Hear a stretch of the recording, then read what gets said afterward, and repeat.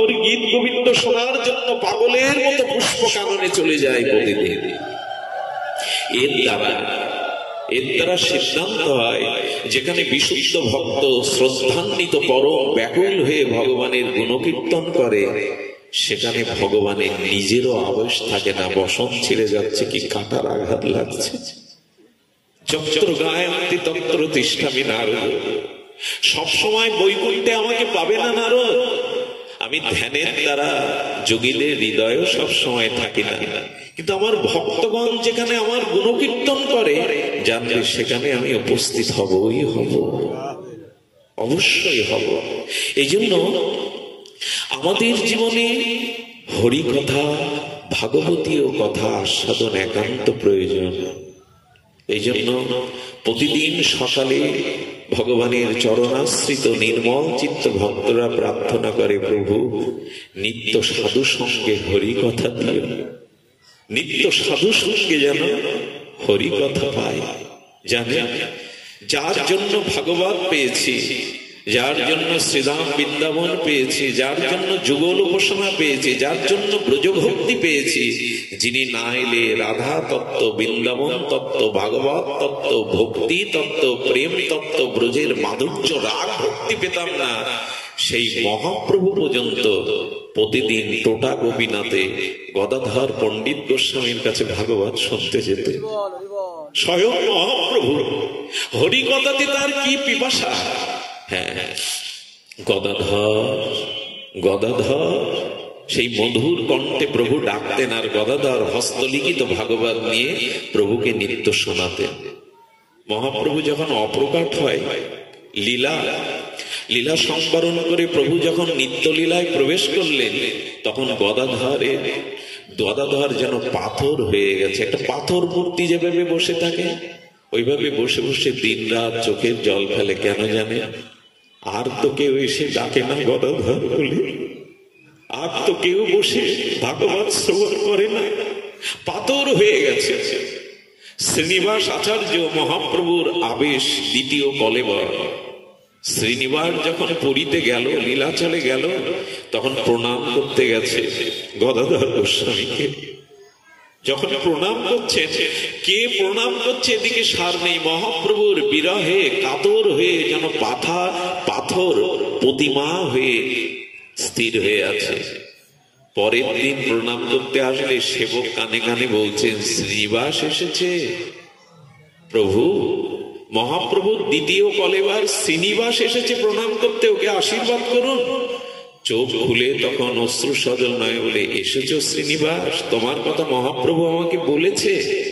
শ্রীনিবাস, বড় দেরি হয়ে গেছে তোমার আসতে। এই আনন্দের হাট ভেঙে প্রভু নিত্য লীলায় চলে গেছে। তবে এই দেখো, তোমার প্রভু বিকাল হলেই আমাকে গদাধর বলে কি আকুল আহ্বানে ডেকে ভাগবত শুনছেন। ভাগবতটা দেখাচ্ছে, এই দেখো। শ্রীনিবাস আচার্য দেখছে, তখন তো প্রেস হয়নি, হাতের লেখা ভাগবত, হস্তলিখিত অক্ষরগুলো সব ভেসে ভেসে গেছে, অস্পষ্ট হয়ে গেছে।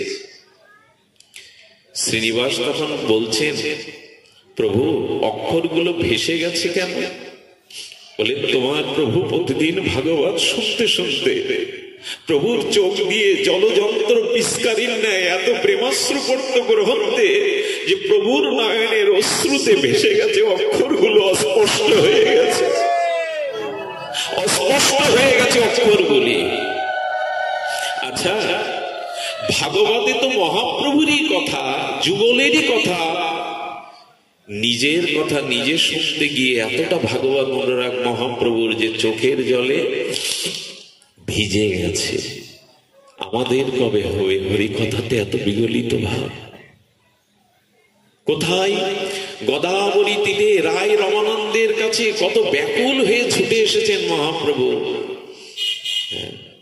রামানন্দ, কৃষ্ণ কথা শোনাও, সাধ্য সাধন শোনাও। প্রভু এসেছেন শ্রবণ করতে, অনুভবী রায় রমানন্দের কাছে। এই জন্য হরি কথাতে আমাদের রুচি হতে হবে। আর যিনি এই হরি কথা জগতে প্রকাশ করেছেন, তিনি আর কেহ নন, শ্রীমান মহাপ্রভু। দেখুন, সব থেকে বড় কথা, আজকে মানুষের হরিকথাতে হরি নামে রুচি আনতে হবে। তার কারণ কি জানেন? কিছু মনে করবেন না। যেখানে জ্ঞানের কথা হয় ওখানে আসে 50 জন, যেখানে খুব বিদগ্ধ জ্ঞানের কথা হয় সেখানে পাওয়া যায় 50 জন, আর যেখানে ত্যাগ বৈরাগ্য বিতরণ হয় কথা হয় সেখানে সংখ্যা আরো কম, 10 জন। কিন্তু যেখানে নিজের কোনো কামনা বাসনা পূরণের জায়গা, সেই সব মন্দিরে সেই সব জায়গায় দেখবেন লক্ষ লক্ষ লোক উপস্থিত।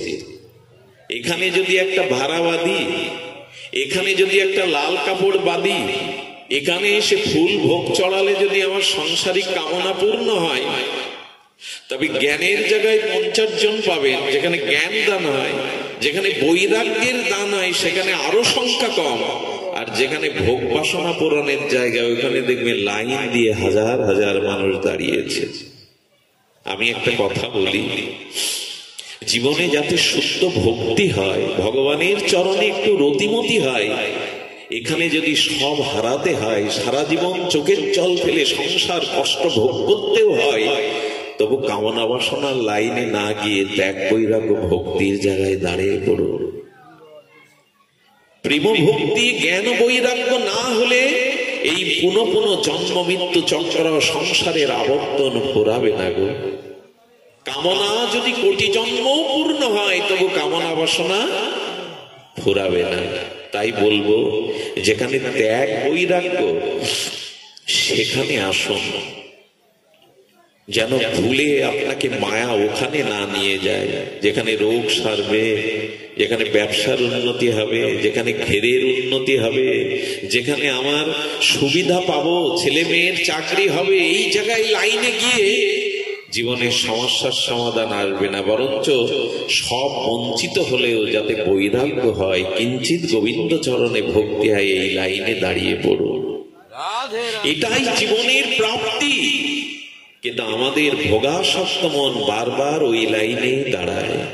দেখবেন যে মন্দিরে কামনা পূর্ণ একবার হয়, জল চড়ালে, ফুল চড়ালে, কিছু দিলে কামনা পূর্ণ হয়, সে মন্দিরের লাইনে ভিড়ে আপনি দাঁড়াতে পারবেন না। কিন্তু কত প্রাচীন বিগ্রহ, কত প্রাচীন মন্দির পড়ে আছে, সেখানে কেউ যেতে চায় না, কারণ ওখানে কামনা বাসনা পূর্ণ হবে না। এই জন্য মনটাকে এই শুদ্ধ ভজন ছাড়া, হরিকথা ছাড়া, হরিনাম ছাড়া কামনা বাসনা পূরণের দিকে নিয়ে গেলেই কিন্তু আমি পথ হারিয়ে ফেললাম, আমি আলো হারিয়ে ফেললাম।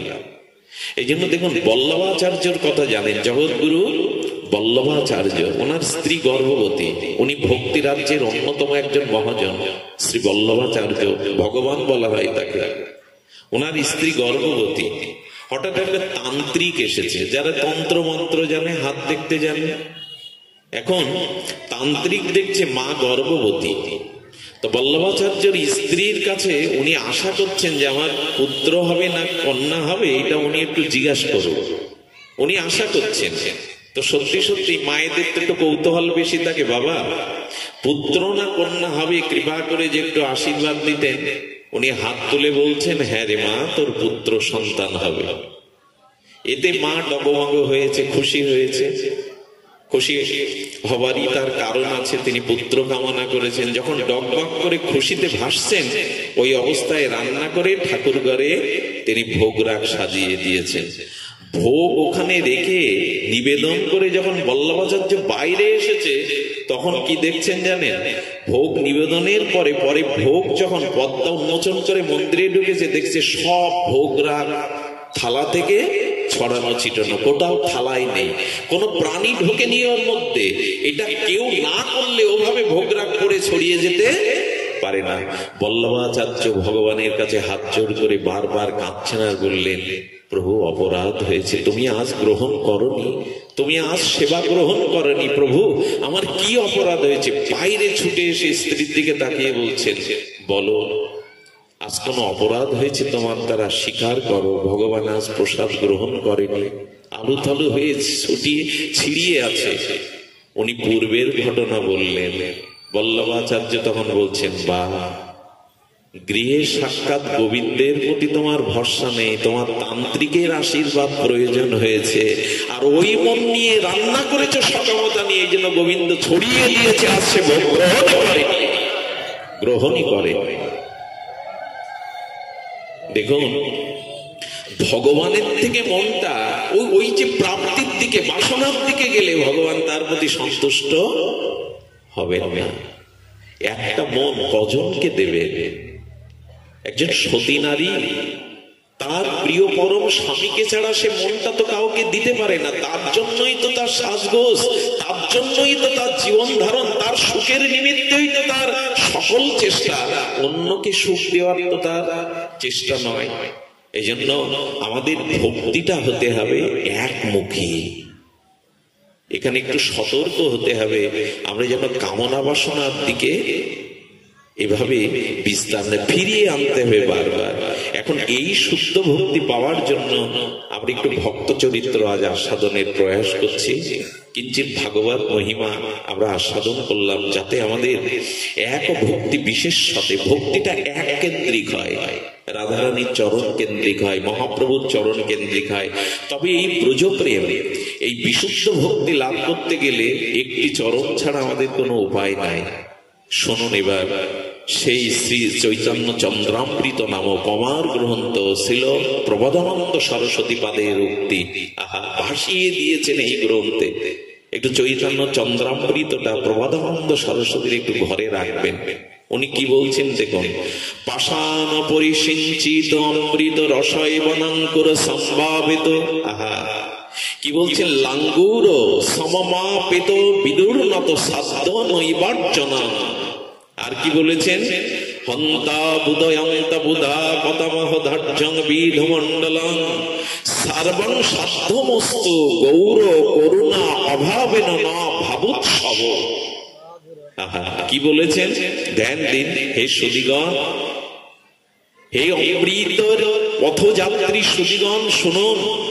যদি আকাশ থেকে মুষলধারে ধারাপাতে বৃষ্টি নামে, আর সেই বৃষ্টি যদি পাষাণের উপরে পতিত বীজের উপরে পড়ে, সেই বীজ কি অঙ্কুর কখনো হবে? এটা কথা বলুন, হবে? যদি আকাশ থেকে মুষলধারে ধারাপাতে ঝড়ো ঝড়ো বৃষ্টি নামে, আর পাথরের উপরে যদি কোনো বীজ পড়ে, ওইখান কি বৃষ্টির ধারা পেলে সে অঙ্কুর উদ্গম হবে? হওয়ার সম্ভাবনা নাই। আর কি বলেছেন? নাঙ্গুলং সরমা পথে বিদুর নত সাধ্য নৈবার্জনা। সারমেয়, সারমেয় মানে কুকুর, সারমেয় মানে কুকুর। এই কুকুরের সাধু শব্দে সারমেয় বলে। তো সারমেয়ের যে লেজ আছে, ওই লেজ যদি আপনি ঘি দিয়ে সমাজ ধরে সোজা করার চেষ্টা করেন, পাইপ দিয়েও সমাজ রেখে যান, সমাজ পরে ছেড়ে দিলে কি হবে? কুকুরের লেজ সমাজ পাইপ দিয়ে ঘি টানলে কি সোজা করা যাবে? কখনো যাবে না। আর হন্তা বুধয় অন্ত বুধ পতমহ ধার্যং বিধমণ্ডলং। আচ্ছা, এই মাটির পৃথিবীতে দাঁড়িয়ে যদি আকাশের চাঁদকে স্পর্শ করার চেষ্টা করেন, পাবেন কি? পাওয়া যাবে কি? এই ভূমণ্ডলে দাঁড়িয়ে পৃথিবী মণ্ডলে নভমণ্ডলের চাঁদকে হাতে ছোঁয়া যাবে কি? যাবে না। প্রবোধানন্দ সরস্বতী বলছেন, তবে শুনুন, সেইরূপ যদি সাধনার পরিপূর্ণ অবস্থা ও সর্বশাস্ত্র জ্ঞান সর্বসাধনা পরিপূর্ণ হলেও তথাপি যদি গৌরের চরণ কেউ আশ্রয় না করে, গৌর করুণা যদি কেউ না পায়, তারও প্রেম আনন্দ পাওয়ার কোন সম্ভাবনা জগতে নাই, নাই, নাই।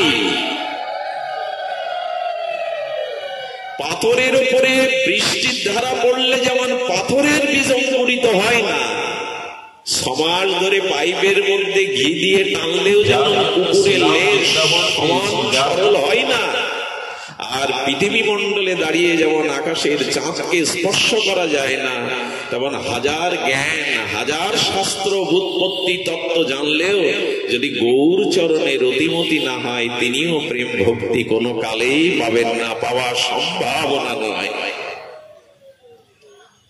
এই জন্যই অসাধনে চিন্তামণি বিধি মিলাইল আনি, গোড়া বড় দয়ার ঠাকুর। ওই সে অবতার, ওই সে দাতা, নাহি আর আমাদের আমাদের আর পথ কি গৌর চরণ ছাড়া।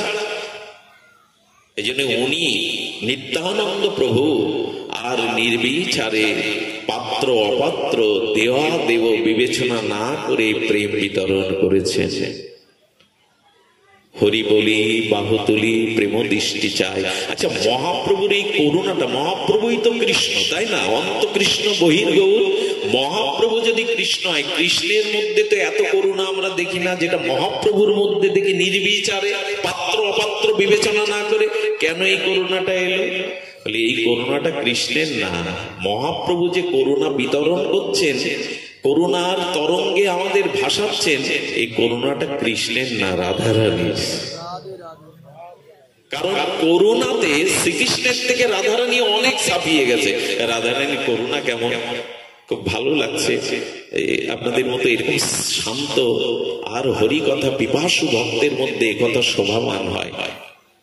শুনুন, রাধারানী সকালে ললিতা বিশাখা পরিবেষ্টিত ব্রজ নিকুঞ্জ কাননে বসে আছে। হঠাৎ রাধারানীর চোখ দিয়ে জল ঝরে ঝরে। রাধারানী যদি চোখে জল পড়ে না, কেমন দেখায় করুণাময়ীকে? ঝরঝর করে অশ্রু পড়ছে।